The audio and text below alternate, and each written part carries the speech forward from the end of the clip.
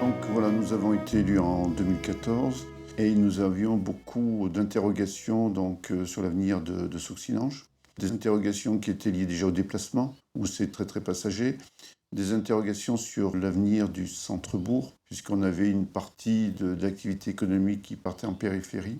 Notre liste s'intitulait « Sauxillanges, acteur de son avenir », mais avec le mot « acteur », que ce ne soit pas spécifiquement que les élus qui soient acteurs, mais que ce soit aussi les associations, les commerçants, les citoyens qui puissent s'emparer et être acteurs de l'avenir de Sauxillanges. C'est donc Mme Claire Buty de l'atelier d'urbanisme du Parc des Bois de Forez et Mme Decker du CAUE qui nous ont expliqué l'intérêt des études de Centre-Bourg. C'est pour ça qu'on a recruté un cabinet d'architectes qui reste à résidence pour travailler avec les élus, mais aussi avec les habitants sur l'avenir de Sauxillanges.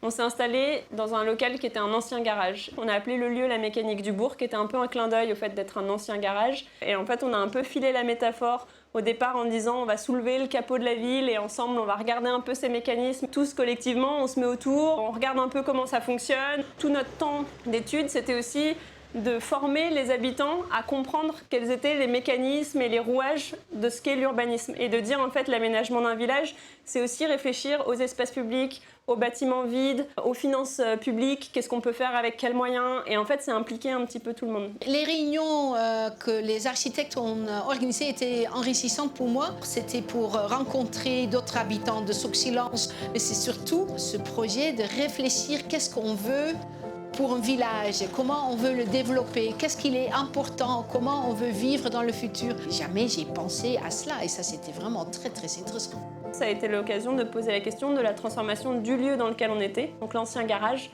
qui en fait a été construit dans les années 70, exactement au cœur de l'emplacement de l'ancienne abbaye de Sauxillanges. À long terme, il faudrait imaginer de démolir ce petit garage. En fait, il cache tout le patrimoine alentour. Il a vraiment une position stratégique. Mais en attendant de réussir à faire ces gros investissements, il y a plein de choses qui peuvent se faire là.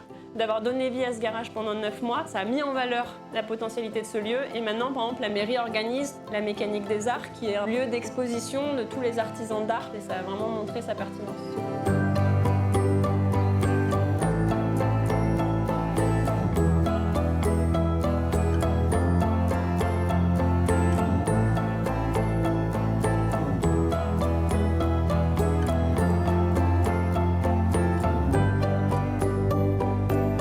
À ce qu'il se passe des choses, à la fois humainement et en termes matériels. Par exemple, cette causeuse qui est sur une des grandes places, elle a été fabriquée en une semaine de manière collective. L'idée, c'était de fabriquer un maximum de mobilier qui sont venus coloniser un petit peu tout le village. Ça leur permet à eux de pouvoir directement faire le cahier des charges adapté en fonction des besoins et des usages qui auront été constatés avec les aménagements temporaires. Un des sujets les plus préoccupants, c'était le transfert du 8 à 8 en carrefour contact à la périphérie du village. Donc il y a eu beaucoup de rencontres, de groupes de travail là-dessus. Est-ce qu'il fallait créer un magasin de producteurs? Est-ce qu'il fallait ramener un système d'épicerie au sein du centre-bourg? Donc des habitants se sont retrouvés pour créer donc l'alternateur. L'association fonctionne qu'avec des bénévoles. Toutes ces bénévoles font marcher complètement le magasin. Les gens viennent ici, on parle avec eux, on se connaît. On n'a pas simplement que la caisse à faire, etc. Ça nous permet de connaître beaucoup de personnes à Sauxillanges comme aux alentours. C'est très enrichissant. Le projet, c'est pas nous qui l'avons initié, ça partait de personnes qui étaient déjà ici sur le territoire Et en fait, nous, on s'est emparés de cette première dynamique pour dire à la mairie, c'est ça l'avenir de votre village, c'est s'emparer d'initiatives citoyennes, les aider à se mettre en place. C'est du symbole, du vivre ensemble, de synergie, de gens qui se parlent, qui se côtoient, qui construisent des choses. C'est des choses qui sont pas faciles, donc il faut aider. L'articulation entre des habitants, une équipe d'élus et nous, collectifs, avec un pas de côté, elle marche assez bien et on y croit. Il y a des gens qui viennent maintenant à Soxilance pour s'investir, pour vivre. Soxilance attire des gens qui veulent être actifs, dynamiques. C'est une belle aventure, ouais, très belle.